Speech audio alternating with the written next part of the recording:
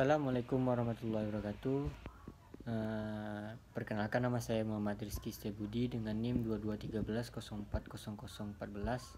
Saya akan menjelaskan materi etika bisnis syariah tentang sistem produksi dan tanggung jawab sosial. Baik, materi pertama yaitu tentang perkembangan iklim organisasi yang etis. Istilah iklim organisasi pertama kali diperkenalkan oleh Kurt Lewin pada tahun 1930-an. Beliau menghubungkan perilaku manusia dengan lingkungannya. Di dalam studi Lewin terkait dengan iklim psikologi,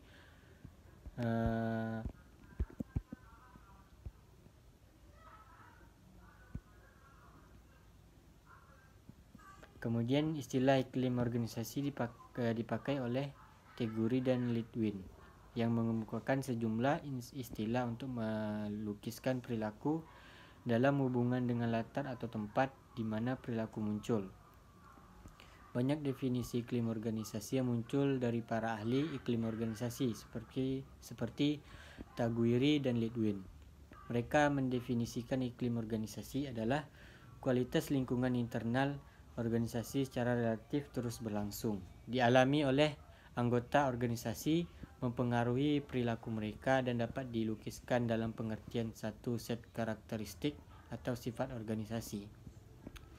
Selain definisi iklim organisasi, ada beberapa teori iklim organisasi yang dapat dijelaskan.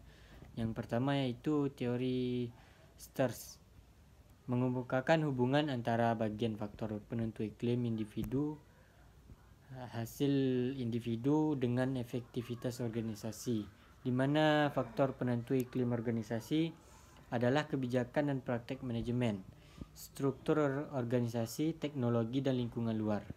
Kedua yaitu teori Miles Sergiovanni. Ia mengemukakan bahwa terdapat 10 indikator untuk mengetahui sehat atau kurang sehatnya iklim organisasi.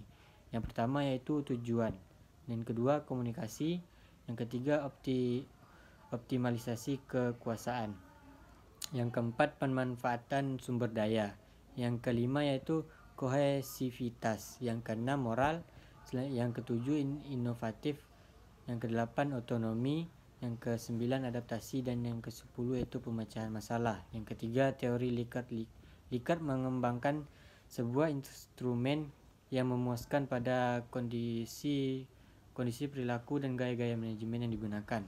Yang keempat teori Litwin dan Striger-Litwin.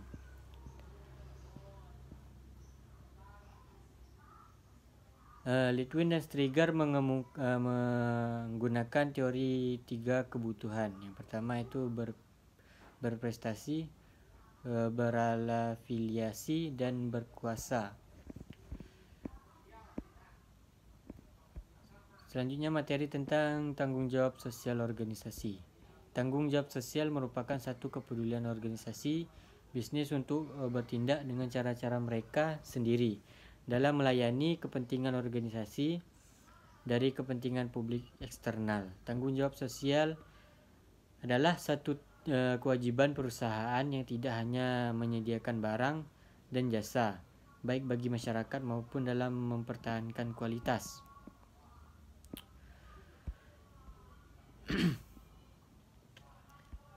Kualitas lingkungan sosialnya secara fisik maupun memberikan kontribusi secara positif terhadap kesejahteraan masyarakat di mana mereka beroperasi.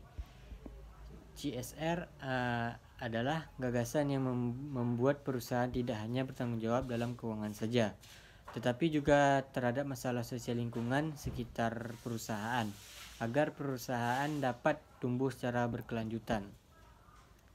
Oleh karena itu, CSR berhubungan erat dengan pembangunan berkelanjutan, yaitu suatu organisasi, terutama perusahaan, dalam melaksanakan aktivitas harus mendasarkan keputusannya tidak semata berdasarkan dampak dalam aspek ekonomi, misalnya tingkat keuntungan atau dividen, tetapi juga menimbang dampak sosial dan lingkungan yang timbul dari keputusan itu, baik jangka pendek maupun jangka panjang. CSR dapat dikatakan sebagai kontribusi perusahaan terhadap pembangunan berkelanjutan dengan cara manajemen dampak meminimalkan dampak negatif dan memaksimalkan dampak positif. Konsep CSR melibatkan tanggung jawab kemitraan antara pemerintah, lembaga sumber daya masyarakat, juga masyarakat setempat. Materi selanjutnya itu tentang manajemen tanggung jawab sosial. Istilah CSR yaitu sendiri diperkenalkan pertama kali dalam tulisan Social Responsibility of the Businessman pada tahun 1953 yang digagas oleh Howard Hortman Brown. CSR adalah sebuah pendekatan di mana perusahaan mengintegrasikan kepedulian sosial dalam operasi bisnis mereka. Dalam menjalankan suatu bisnis, perusahaan tidak terlepas dari pemangku kepentingan, yaitu pemangku kepentingan terhadap dua pemangku kepentingan dalam menjalankan suatu bisnis, yaitu pemangku kepentingan internal dan eksternal. Tanggung jawab sosial perusahaan atau lebih dikenal dengan CSR adalah suatu konsep yang berkembang pesat sejak tahun 1980. Konsep tersebut muncul karena reaksi dari organisasi masyarakat sipil untuk menimbulkan perilaku etis atau beretika yang berlaku untuk internal maupun eksternal perusahaan. Dalam bisnis Islam dianjurkan adanya keseimbangan antara aktivitas bisnis dan nilai-nilai bisnis berdasarkan ajaran-ajaran Islam, sebagaimana dalam Al-Quran dibahas pula mengenai tanggung jawab sosial, di mana moral seorang pengusaha dalam melakukan aktivitas bisnis berpengaruh terhadap kesuksesan suatu bisnis yang terdapat dalam surah Al-Isra ayat 35.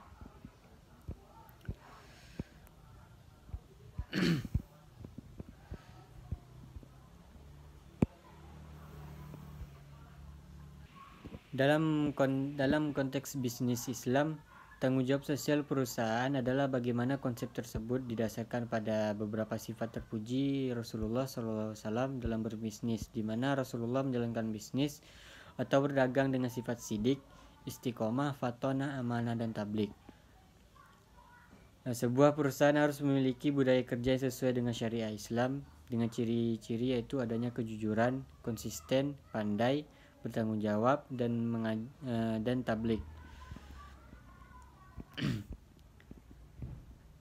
Mungkin itu saja yang dapat saya sampaikan dari materi tadi. Sekian saya ucapkan terima kasih. Assalamualaikum warahmatullahi wabarakatuh.